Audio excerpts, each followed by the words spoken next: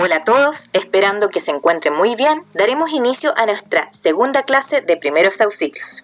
En esta clase abordaremos las lesiones por partes blandas. Incluiremos heridas, hemorragias, quemaduras, picaduras e intoxicaciones. Abordaremos conceptos básicos como son un accidente. Este es un hecho eventual involuntario que puede provocar daño en las personas. Puede ser producido por una caída, un choque, una colisión, un corte, un daño muscular por sobreesfuerzo, quemaduras, pinchazos, mordeduras, picaduras, etc. Todo accidente tiene una causa, por consecuencia son prevenibles. ¿Cuáles son los objetivos de primeros auxilios? Ante todo, debe ser proteger. Proteger tanto a la víctima del accidente como a nosotros mismos. Es por esto que siempre debemos evaluar el lugar donde ocurrió el accidente. Por ejemplo, si nosotros nos encontramos en un accidente en la vía pública, un accidente automovilístico, y nosotros nos encontramos dentro de la carretera, nosotros tenemos que evaluar primero el lugar si es seguro para que nosotros podamos brindar la atención a esa persona, porque si no, nosotros podemos ser un accidentado más.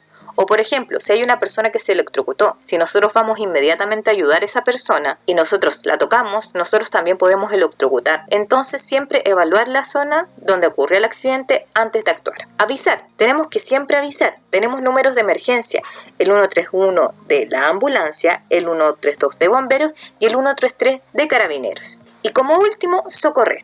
Cuando nosotros ya evaluamos todos estos puntos, debemos ayudar a la persona y evaluar cuáles son sus daños y cómo podemos ayudarles en ese momento. Prestarle los primeros auxilios. ¿Qué es una herida? Una herida es una pérdida de la integridad de la piel o mucosa por una lesión traumática debido a una acción violenta. Su agente causal puede ser diverso, puede ser cortante, punzante, cortopunzante, etc. Y la gravedad de esta herida dependerá si es simple o compleja. Una herida simple es aquella que alcanza solamente a la piel sin afectar ninguna función del organismo. Las personas solo manifiestan dolor local, no se quejan de dolor en ningún órgano interno. En cambio, las heridas complicadas son aquellas que son extensas y profundas. Pueden tener algún tipo de hemorragia y generalmente conllevan lesiones de músculos, nervios, vasos u órganos internos. Son muy llamativas y se reconocen fácilmente. Y según la integridad de la piel, tenemos heridas abiertas y cerradas.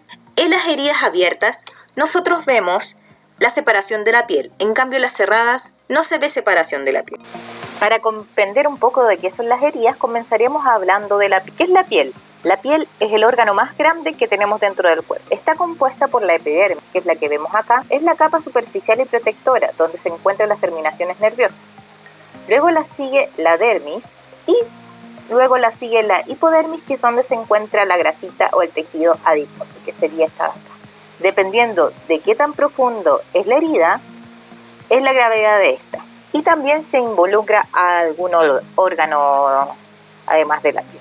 Podemos clasificar a las heridas en heridas punzantes, que son a través de un objeto que atraviesa la piel, como puede ser un destornillador, la mordedura de algún animal. Heridas cortantes, que son cuando se corta la piel, que puede ser a través de un vidrio, a través de un cuchillo, de una tijera, etc.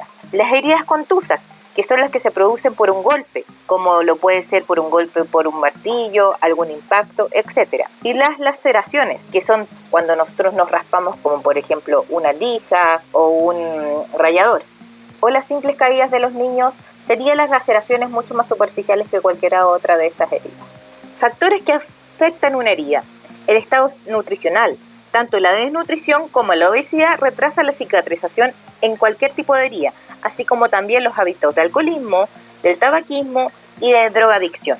Otro factor es la edad. A edad avanzada, mayor de 65 años, la epidermis es más delgada, seca, menos elástica y pigmentada.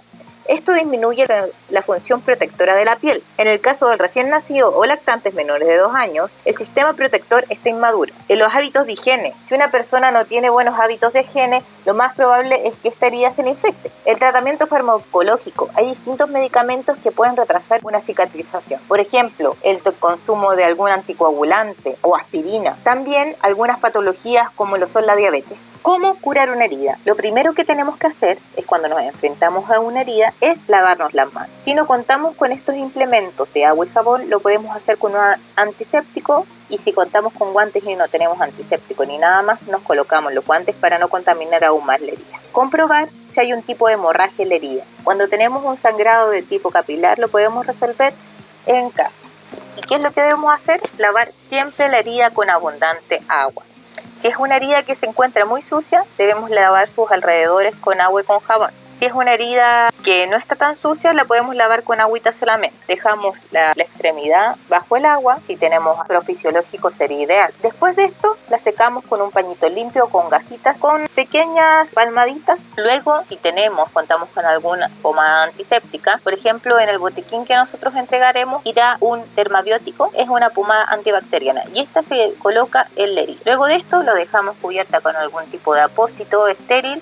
Y si no contamos con esto, lo podemos dejar con un pañito limpio. Y si tenemos algún tipo de vendaje. ¿Qué es lo que nunca debemos hacer cuando tenemos una herida? Hacer torniquetes. Los torniquetes ya no se utilizan porque el torniquete corta el flujo de sangre a la extremidad. Esto quiere decir que si nosotros aplicamos el torniquete a este nivel, toda esta extremidad va a quedar sin sangre y se puede perder. Solamente se aplica el torniquete cuando hay casos extremos, por ejemplo, que nosotros vemos que una persona está amputada y que si nosotros no le aplicamos el torniquete, la persona se va a desangrar. Tampoco se sacan los objetos de la herida. Por ejemplo, si nosotros tenemos una herida que es solamente con tierra y nosotros vemos que se puede arrastrar solamente con agua, no hay problema. Pero si nosotros vemos que hay algún cuchillo, algún implemento que está muy profundo, nosotros no lo debemos sacar. ¿Por qué? Porque esto puede provocar un daño mayor. Nosotros no sabemos, si lo sacamos tal vez la persona se nos desangre y es mucho peor. Entonces por eso es mejor llevarlo a la urgencia. Tampoco se debe dejar la herida descubierta o soplar porque la herida se puede infectar. En las circunstancias ideales, lo que debemos hacer ante una herida es el lavado de manos, utilizar guantes de plástico o de látex, contener la hemorragia si corresponde, evaluar el tipo de herida,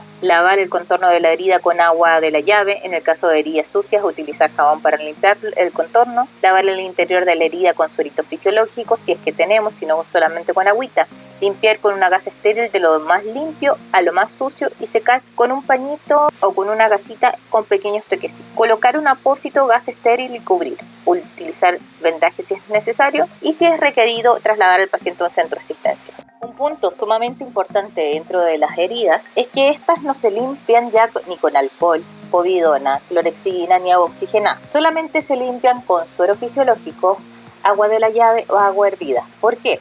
Porque todos estos productos mencionados anteriormente son productos químicos que son tóxicos para el nuevo tejido y retrasan la cicatrización, ya no se utilizan. Además, si nosotros vamos a limpiar una herida, no lo podemos hacer con el algodón común y corriente que tenemos en nuestras casas, porque este se pega en el interior de las heridas y puede favorecer la infección. Si no contamos con algún tipo de gasa, lo podemos hacer con algún pañito. Y la gasa tiene que ser gasa no tejida, porque la gasa tejida también suelta hilar, pero si tenemos un paño limpio, se puede utilizar. ¿Qué debemos considerar cuando nos encontramos ante una herida? Sobre todo y siempre es que debemos calmar a la persona que nosotros vamos a atender y también calmarnos nosotros, independiente de la gravedad que tenga esta herida. Nosotros siempre debemos mantener la calma, porque si nosotros tenemos la calma, se la podemos transmitir a la persona que vamos a atender. En una herida abrasiva, que ya dijimos que eran las capas superficiales de la piel, debemos tranquilizar al afectado, realizar la curación, como ya dijimos, con agüita o con suero fisiológico, y esta no necesita una atención de urgencia. Se deja un apósito limpio y se deja que se cure la herida. Siempre el objetivo es prevenir la infección. Ante una herida cortante o incisiva, se debe detener la hemorragia. Siempre limpiar antes la herida. Si tiene algún objeto, no sacarlo, lo llevamos a la urgencia. Si tiene, por ejemplo, un pedazo de diente de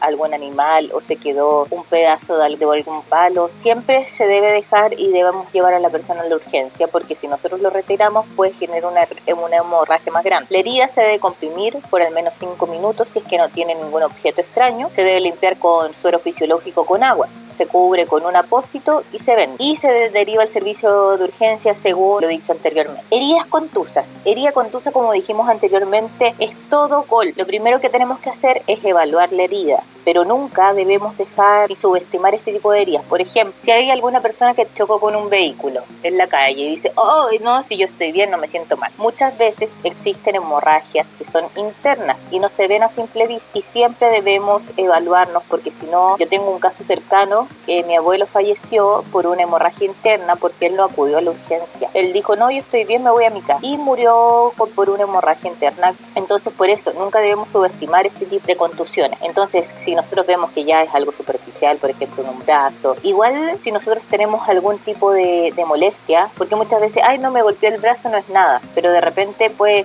lesionar algún tipo de tendón, algún tipo de músculo. Entonces, Si es muy fuerte el golpe, siempre debemos evaluar. Entonces, en heridas contusas se evalúa y se cura. Se aplica el frío local porque esto causa una vasoconstricción. Lo moradito que nosotros vemos, existen dos formas de llamar. Cuando ya es un chichón o un moretón muy grande que es abultado, eso se llama hematoma. Y este jamás se debe reventar. ¿Por qué? Porque si lo reventamos podemos nosotros desencadenar una reacción peor. Lo que nosotros llamamos como un eritema es como el moretoncito, pero sin aumento de volumen hacia arriba. Y después de esto, si nosotros vemos que ya es algo más complicado, nosotros debemos derivar a la persona a un centro asistencial. Una herida penetrante puede ser un clavo, puede ser un cortacartón, puede ser también un fierro, en fin, cualquier herida penetrante siempre debe ser derivado al servicio de urgencia si nosotros vemos que es muy profundo. Cuando también una herida penetrante estaríamos hablando de una mordedura de algún animal, donde penetró los dientes del animal y produjeron una injuria. ¿Por qué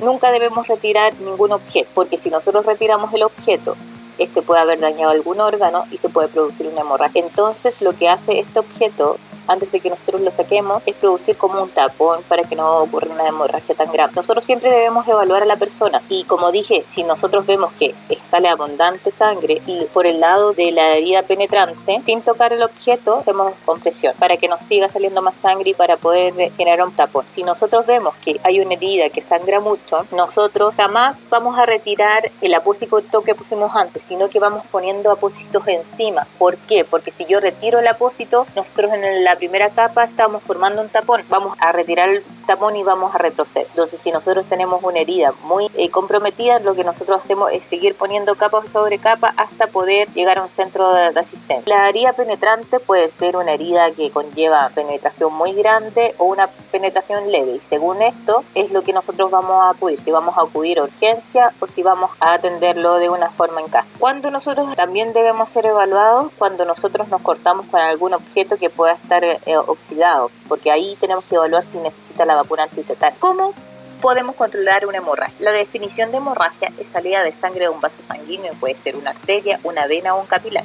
Puede producirse por la severidad de la herida. En algunos casos se pierde importante cantidad de sangre provocando pérdida de conciencia, puede ser colapso o en shock, e incluso la persona se puede llegar a morir por la pérdida de sangre. Es importante efectuar todos los pasos necesarios para detener la pérdida de sangre. Según de dónde se produce, como una hemorragia arterial es la más complicada porque hay una pérdida muy rápida de sangre. La sangre sale a borbotones, muy rápida, porque las arterias es donde tienen mayor presión. La sangre se ve de color rojo claro y es una sangre muy líquida. La sangre venosa, una hemorragia venosa, es cuando nosotros vemos sale sangre de forma continua, de un color rojo oscuro. Hemorragia capilar es la que nosotros comúnmente conocemos como un rasmiñón y es superficial. La más complicada en este caso es una hemorragia arterial que rápidamente puede producir un choque, un colapso, y la persona puede morir si no la tratamos de una forma adecuada. ¿Y por qué pasa esto? Cuando la persona pierde mucha sangre, el volumen afecta de manera significativa al transporte de oxígeno y nutrientes a todo el organismo.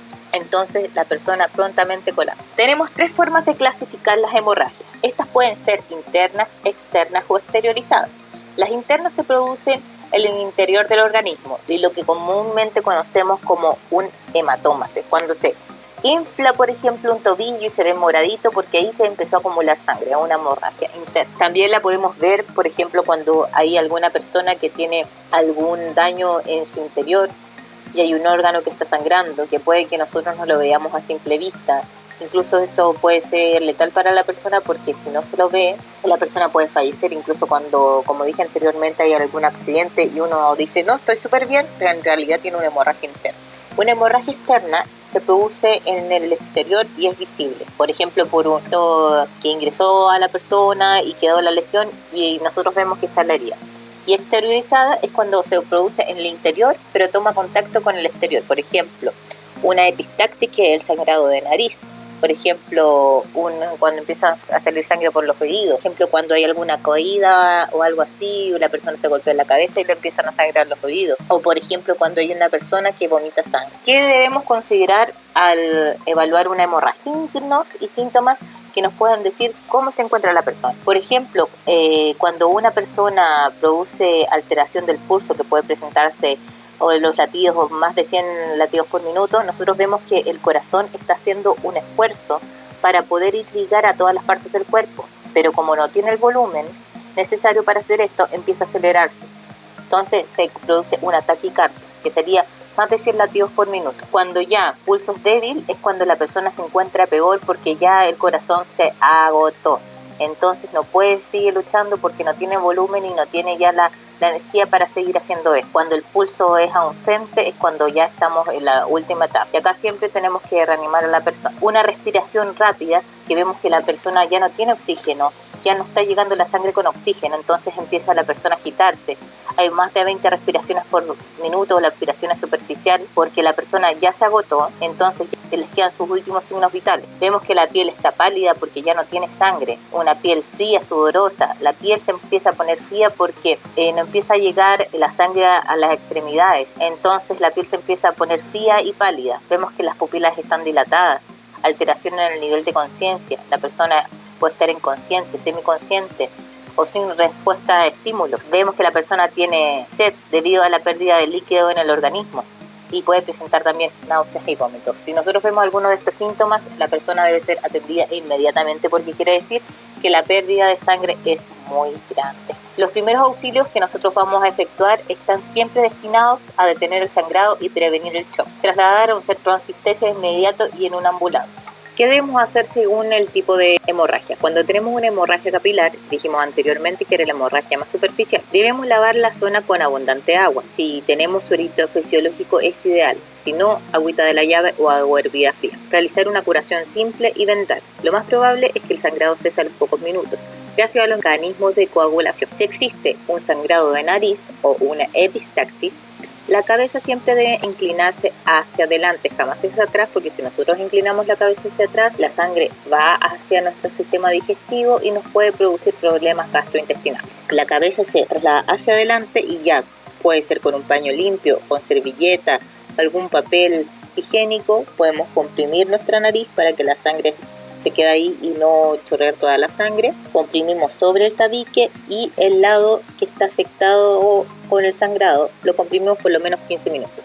Si a pesar de esto esperamos media hora, 40 minutos y el sangrado sigue, a pesar de que nosotros también pusimos algún frío local para que se genere vasoconstricción y sigue, debemos trasladar a la persona a un centro asistencial porque lo más probable es que se encuentre con un sangrado muy abundante y necesite una cauterización. Cuando tenemos una hemorragia venosa, lo que debemos hacer es comprimir por lo menos 5 minutos contados de reloj, colocar un apósito paño limpio sobre la herida, levantar la extremidad afectada sobre el nivel del corazón.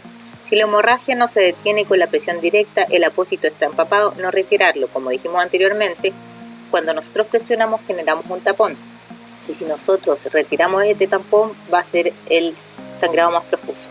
Colocar un paño encima si este se empapó y seguir así presionando, y si no se detiene siempre trasladar a un centro asistencial. Cuando ya es una herida, una hemorragia venosa, siempre debe trasladarse a un centro asistencial. Colocar al afectado en posición cómoda y preferentemente horizontal y con los pies en alto. Cuando tenemos una hemorragia de tipo arterial, como dijimos anteriormente, esta es la más peligrosa porque la persona se puede desangrar en pocos minutos. Debemos colocar un apósito paño limpio sobre la herida, levantar la extremidad afectada, ubicar palpando la arteria de la zona afectada y comprimir fuertemente aumentando la presión con el peso de nuestro cuerpo. Si nosotros palpamos una arteria, las arterias se encuentran más profundas que las venas, entonces nos va a costar un poquito más encontrar. Nosotros vemos dónde se encuentra la arteria, tratamos de tomar un poquito antes para poder comprimir con más fuerza y inclinamos nuestro peso sobre ella. Colocamos al afectado en una posición horizontal y evitamos que se enfríe. Como dijimos, hay una pérdida de sangre muy rápida, entonces tenemos que evitar que se produzca una hemorragia muy grande. Debemos abrigar siempre al paciente para que éste no se enfríe, y esto también ayuda a prevenir el shock. El uso de frío ayuda ya que produce vasoconstricción y esta se puede aplicar en la zona donde está afectada. Y cuando ya se puede controlar, se traslada a la persona al lugar asistencial para que sea atendida lo más rápido posible y evitar el shock. Como dijimos anteriormente, en toda herida debemos aplicar presión directa. Si el apósito se empapa, debemos aplicar uno encima, tanto sea arterial o venoso. Mantener un vendaje compresivo, si es que se puede, para que no siga la hemorragia. Y lo más importante es evitar el shock. A continuación veremos un video sobre los tipos de heridas y hemorragias. Los primeros auxilios en heridas simples: lavarse las manos y dejar correr con abundante agua. Limpiar con agua y jabón neutro. Eliminar los cuerpos extraños que no estén incrustados, por ejemplo, en la tierra. Aplicar un antiséptico de los bordes de la herida, como dijimos antes, un dermabiótico. Cubrir con una gasa o posible estéril y fijar con una tela adhesiva o una venda. Primeros auxilios en hemorragia. Aplicar un apósito o paño limpio sobre el sitio sangrante. Presionar 5 minutos como mínimo si es una extremidad, levantarla. Si el sangrado persiste, no sacar el apósito o paño y agregar otro sobre el primero. Y trasladar a un servicio de urgencia. Primeros auxilios en contusiones y golpes. Aplicar frío local en la zona afectada al menos 10 minutos. En casos de herida, lavar con abundante agua. Elevar la extremidad y retirar los anillos de pulseras o relojes porque lo más probable es que se inflame. Primeros auxilios en sangrado nasal. Sentar al paciente con la cabeza inclinada hacia adelante y presionar el lado que sangra por lo menos 5 minutos. Colocar una bolsa de hielo en la frente e indicar que respire por la boca. Cuando tenemos una herida penetrante, debemos comprimir permanentemente. En caso de haber un objeto incrustado, jamás retirarlo. En amputaciones, comprimir el sitio con un paño limpio en forma continua. Introducir la parte amputada en una bolsa hermética. Trasladarla en un recipiente con hielo y agua junto. Y en el caso de que el sangrado persista, hay objetos incrustados, mordeduras de animales y amputaciones, siempre debe trasladarse. ¿Cómo debemos actuar frente a una quemadura? Una quemadura son lesiones en el tejido producidas por una variación de calor que compromete la piel y otros tejidos dependiendo de la profundidad. Puede ser causada por calor seco, calor húmedo, radiación, objetos calientes. Últimamente se han visto mayor caso de niños quemados por que se encuentran más en la casa y de repente la mamá se descuida, deja alguna taza al lado, deja agua caliente y los niños se les da vuelta encima. Y las quemaduras del sol también son algún tipo de quemaduras y por sustancias químicas. ¿Qué evaluar en una quemadura? Dependiendo de la quemadura vamos a saber su gravedad. Las quemaduras de primer grado son las que afectan capa más lejana de la piel, la epidermis, la capa protectora. Por lo general son las quemaduras de eso. Una quemadura de segundo grado es cuando afecta la epidermis y la dermis. Y una quemadura de tercer grado, estas ya son mucho más graves porque llegan hasta el tejido adiposo. Y es la que afecta las 3 capas de la piel. El objetivo, primeros auxilios en quemaduras, es aliviar el dolor, prevenir las infecciones y prevenir el shock. Retirar a la víctima del agente causal para evitar progresión del daño en el caso se recomienda. Por ejemplo, cuando es una quemadura por fuego, debemos cubrir a la persona con una manta para así ahogar el fuego y extinguir. Si no tenemos una manta, le decimos a la víctima que ruede por el suelo. Así podemos ahogar el fuego. Cuando tenemos alguna quemadura por químico, que ya puede ser agua ras, cloro, diluyente, se debe lavar siempre con abundante agua para eliminar el mayor grado posible del químico de la parte donde se está quemando. Cuando tenemos un líquido caliente, se debe retirar inmediatamente la ropa, solo si es posible, no forzar y lavar con abundante agua. Por ejemplo, si hay un niño que tiene ropa muy sintética, lo más probable es que este se le impregne y esto no debemos sacarlo sino hasta que llevemos a un centro asistencial. Si no, cortamos por los lados para que se pueda trasladar y que no le siga quemando. Una quemadura por sol se debe hidratar al niño o a la persona. Cuando tenemos una quemadura por electricidad, lo primero que debemos hacer es cortar la electricidad y luego ir donde la persona con un objeto que no conduzca electricidad, como una varilla plástica, un palo de escoba. Nunca usar agua ni objetos metálicos, ya que transmiten la corriente en vez de detenerla. El tratamiento de una herida será retirar la ropa cercana a la herida, retirar los anillos, pulseras, accesorios que puedan producir compresión, porque luego de esto se va a empezar a inflamar la piel o el área afectada. Nunca tirar las prendas, en caso de que estén pegadas, cortar con tijera y sacarlo. Pues se debe limpiar con abundante agua, de preferencia solución salina como suero fisiológico, sino dejar chorro de agua. Esta no debe estar muy fría, debe estar a temperatura ambiente, ya que existe en riesgo de una hipotermia en las superficies quemadas a mayores al 10%. No usar pomadas, cremas ni antisépticos. Luego de esto debemos cubrir con un trapo limpio, preferentemente gas estéril, y trasladar a un centro asistencial si la superficie es muy grande. A continuación veremos un video de cómo manejar una quemadura. ¿Qué hacer ante una quemadura? Retirar los anillos, relojes y pulseras. Utilizar agua fría, nunca usar hielo. agua a temperatura ambiente. Cubrir la zona afectada, si es los deditos, separar dedito por dedito con una gasa húmeda. No pinchar ni romper las ampollas, no aplicar remedios caseros. Si hay ampollas, la piel está acartonada o de color negro, trasladar al servicio de urgencia. Quemaduras químicas. Asegurar de usar protección si vamos a usar algún químico y trasladar a la víctima a un centro de urgencia. Identificar lo que lleva y el envase del producto que utilizamos. Quemaduras por electricidad. Suspende el paso de la corriente electricidad antes de ir donde el afectado. Pararse en una superficie seca de goma o de madera. Retirar a la víctima de la fuente eléctrica con un objeto madera o plástico, no toque con sus manos. Revise la respiración de la persona. Cubre el área lesionada con una compresa o tela limpia y seca. Trasladarla a un servicio de urgencia. Como dijimos anteriormente en el video, siempre debemos evaluar que el sitio del accidente sea un lugar seguro.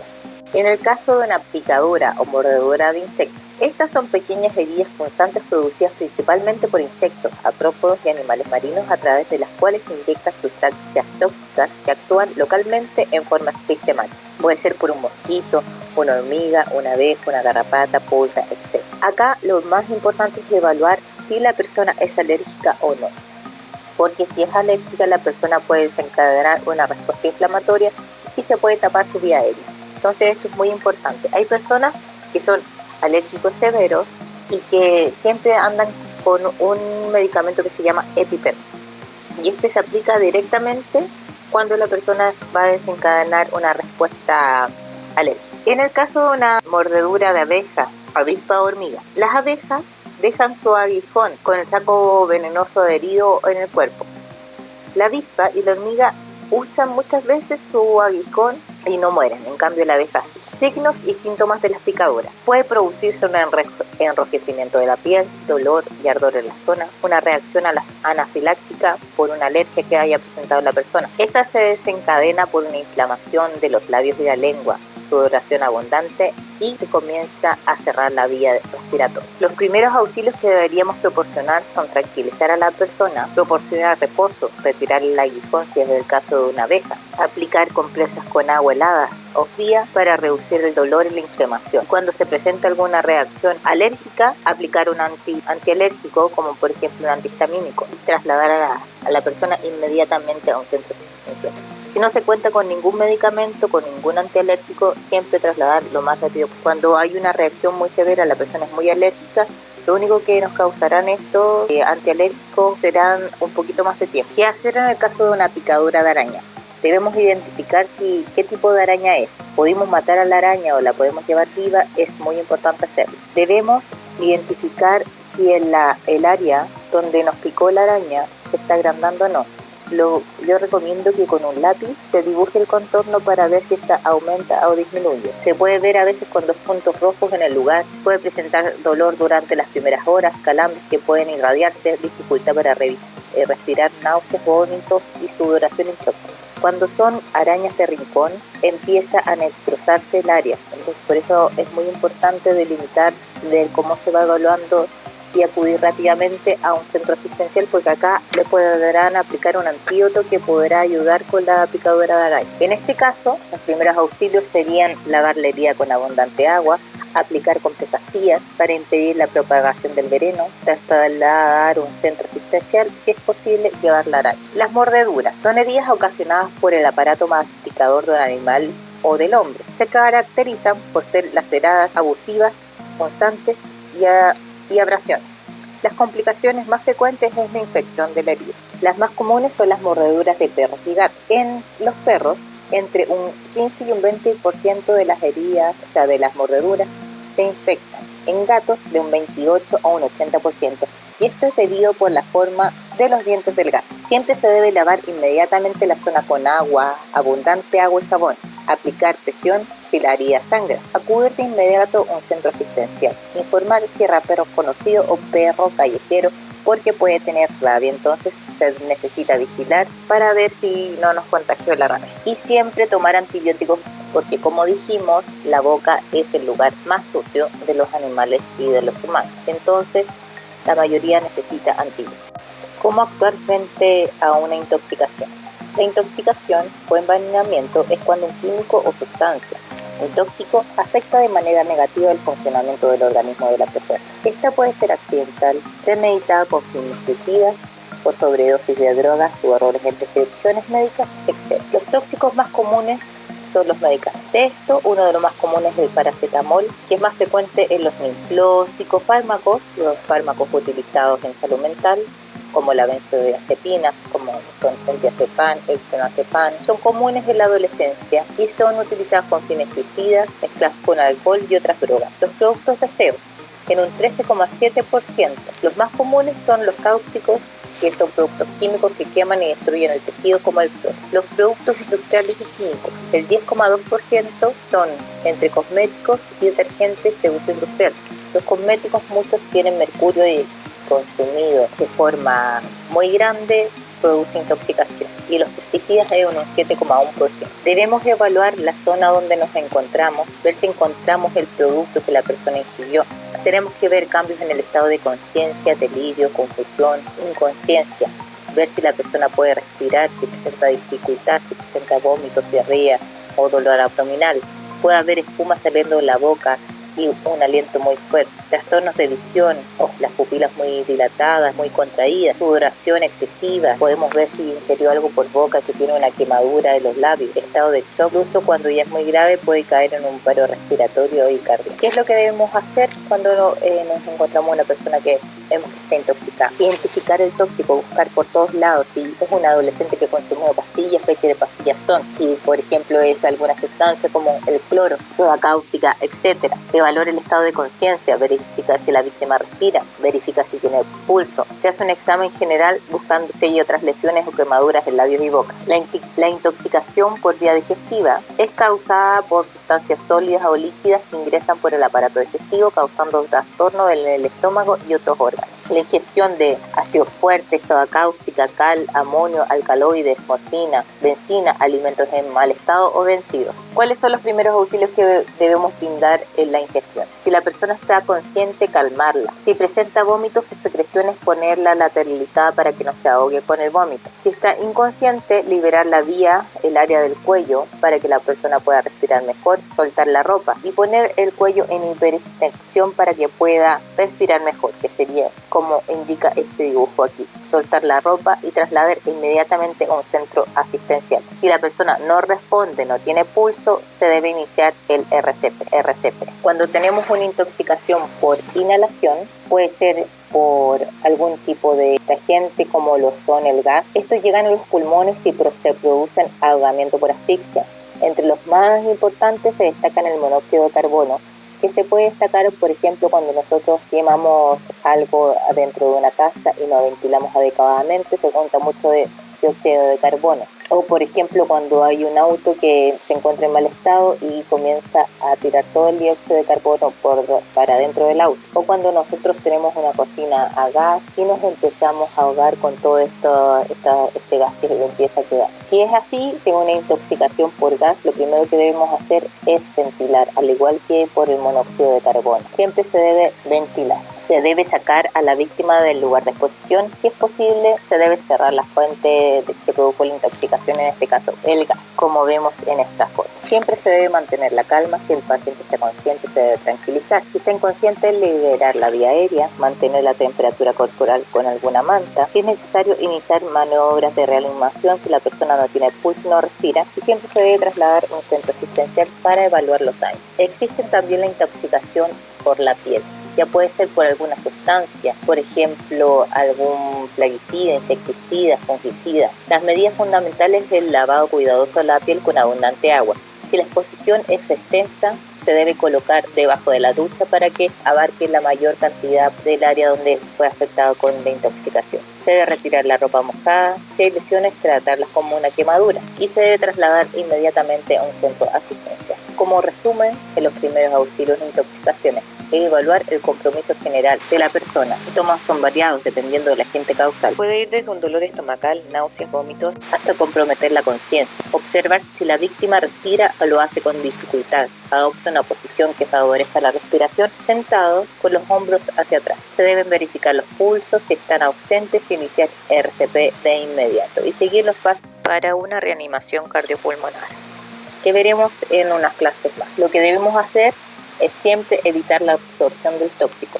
Es necesario alejar a la víctima del agente causal, por ejemplo, sacarlo de una pieza con una fuga de gas, eliminar el tóxico lo máximo posible. Descontaminación de la piel, especialmente en pesticidas y derivados del petróleo. Se debe lavar con abundante agua tibia todas las zonas expuestas y quitar la ropa contaminada. La descontaminación de los ojos siempre debe ser lavado con abundante agua o solución salina, que es suelo fisiológico o agua de la llave. En el caso de una ingesta nunca se debe inducir el vómito en la persona, al menos que este sea espontáneo, porque puede causar más daños a la persona. Y ante cualquier duda de alguna intoxicación se debe llamar al CITUC, que es el Centro de Información Toxicológica. A continuación veremos un video de cómo actuar frente a una intoxicación. Tipos de intoxicación según el tiempo de exposición. Agudas se manifiestan antes de las 24 horas y crónicas las personas han estado mucho tiempo bajo este servicio. Los tipos de intoxicación son de la vía digestiva, vía inhalatoria, cutánea y endovenosa. ¿Qué hacer? Ver si la persona respira y si tiene pulso. Si no respira, comenzar la reanimación cardiopulmonar. Localizar el tóxico por todos lados, buscar qué fue lo que consumió la persona. Abre ventanas y puertas para mantener tanto a la víctima como el espacio ventilado. Posición corporal, mantener a la víctima con las vías respiratorias abiertas e hiperextensión del cuello. Llamar al CITUC y acudir a urgencias para ser atendido. ¿Qué es lo que nunca se debe hacer? Jamás neutralizar el tóxico con medicamentos o remedios caseros, proporcionar comida y bebida si está inconsciente y provocar vómitos salvo indicaciones expresas del personal sanitario. Prevención en intoxicaciones. Antes de socorrer, proteger y comprobar que el ambiente es respirable para no ser una víctima más. Mantener productos químicos de limpieza en zonas ventiladas y alejadas de alimentos. Evitar envases comunes para el almacenamiento de productos químicos, botellas de agua, botellas de cristal, frascos de remedios. No consuma productos que superen la fecha de caducidad reglamentaria. Lavarse las manos cada vez que manipules productos potencialmente tóxicos. Guardar todos los productos químicos fuera del alcance de los niños. Educar para no ingerir medicamentos sin supervisión adulta. Evitar frases como no es una pastilla, es un caramelo. Evitar que te observen manipulando productos químicos, ya que los niños tienden a repetir conducta. Es muy importante considerar todas estas indicaciones. Incluso nosotros de repente ocupamos algún producto químico mezclado con cloro. Si nosotros mezclamos el cloro con alguna sustancia ácida, este soltará gases tóxicos y nos podemos intoxicar si es que no contamos con una ventilación adecuada. Incluso el amonio cuaternario, si nosotros no lo ocupamos en las medidas correctas, también nos podemos intoxicar. Yo tengo una amiga que echó jabón en un envase de paracetamol. La mamá, cuando vio que el niño estaba enfermo, se lo quería dar y se lo dio. Gracias a Dios no le pasó nada porque el niño era grande y lo podía reconocer. Pero ¿qué hubiera pasado si esto no hubiera sido así? Estas cosas tenemos que evitarlas. Incluso, por ejemplo, dejar productos de aseo en envases de jugo o cosas así. Siempre dejar todos los productos químicos lejos del alcance de los niños o de adultos mayores también, porque hay adultos mayores que tienen problemas de visión o que están con algún problema de orientación y pueden consumir algún producto químico si no lo dejamos en el lugar adecuado o lo dejamos en un recipiente que no es el adecuado. Esperamos que les haya gustado nuestro segundo video de primeros auxilios. Deseamos que tengan una muy linda celebración junto a sus seres queridos, siempre teniendo en cuenta las precauciones para prevenir el contagio del coronavirus. Recuerden que nuestra próxima reunión será a través de la plataforma Zoom, donde se podrán resolver todas las dudas de los videos ya expuestos. Si tienen alguna pregunta antes y la desean resolver, lo pueden hacer a través de nuestro WhatsApp grupal. Y nos vemos en nuestra próxima reunión en Zoom. Que estén bien.